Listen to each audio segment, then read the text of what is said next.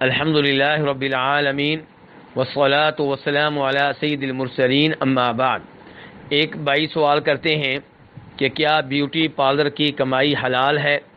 تو گزارش یہ ہے کہ بیوٹی پارلر کی کمائی تب حلال ہوگی جب وہاں پہ ایسے امور سر انجام نہ پاتے ہوں جو شریعت کے خلاف ہوں۔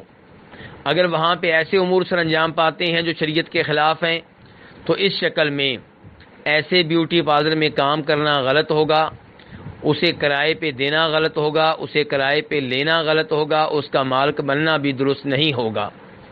وہ امور جو شریعت کے خلاف ہیں اور عام طور پہ بیوٹی پارلر میں سر انجام پاتے ہیں، ان میں سے ایک یہ ہے کہ ابروؤں کے یا چہرے کے بال اکھیڑنا، بال بنانا، نوچنا، کاٹنا۔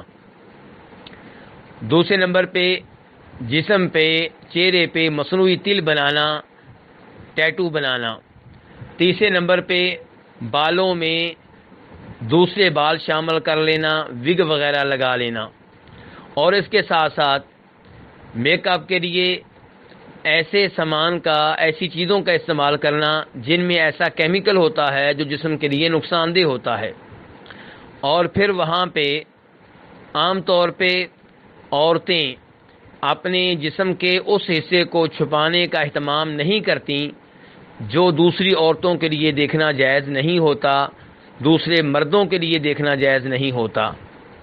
ایسے ہی بالوں کی ایسی کٹنگ کرنا جس میں کافر عورتوں کی مشابہت ہو یا فاسق و فاجر اور بدکار اور زانی قسم کی عورتوں کی مشابہت ہو۔ ایسے ہی ایسے ناخنوں کا استعمال کرنا جو مصنوعی ہوتے ہیں، یہ بھی ان امور میں سے ایک ہے جو وہاں پہ سر انجام پاتے ہیں اور یہ غلط ہیں۔ ایسی خوشبو عورتوں کو لگانا جو غیر مردوں کے ناک تک پہنچ رہی ہو، یہ بھی غلط ہے، یہ بھی درست نہیں ہے۔ اور پھر بیوٹی پارلر میں مردوں کا عورتوں کے جسم کا اہتمام کرنا، انہیں کریم وغیرہ لگانا، انہیں میک اپ کرنا، یہ بھی ان امور میں سے ایک ہے جو غلط ہیں اور جن کی وجہ سے بیوٹی پارلر کی کمائی پہ سوالیہ نشان لگ جاتا ہے۔ سعودی عرب کے وہ علماء کرام جو مستقل فتویٰ کے لیے بیٹھتے ہیں، ان سے جب بھی ان امور کے بارے میں سوال کیا گیا تو انہوں نے اسے غلط قرار دیا اور اسے شریعت کے خلاف قرار دیا۔ اور نبی علیہ الصلوۃ والسلام کی احادیث سے بھی یہی کچھ معلوم ہوتا ہے۔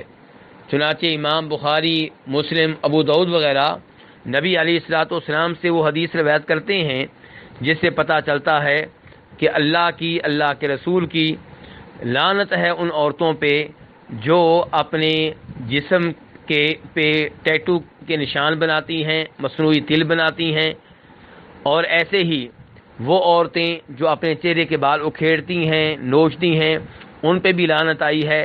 جو جیلی قسم کے بال شامل کر لیتی ہیں، وگ وغیرہ لگاتی ہیں، ان پہ بھی لعنت آئی ہے۔ تو اس قسم کے امور ممنوع ہیں۔ تو جس بیوٹی پارلر میں یہ امور سر انجام پائیں گے، اس بیوٹی پارلر کی کمائی اسے حلال کہنا ممکن نہیں ہے، لیکن جس بیوٹی پارلر میں شریعت کے مخالف یہ امور سر انجام نہ پاتے ہوں تو انشاءاللہ اس کی کمائی حلال ہوگی۔ واللہ تعالی اعلم۔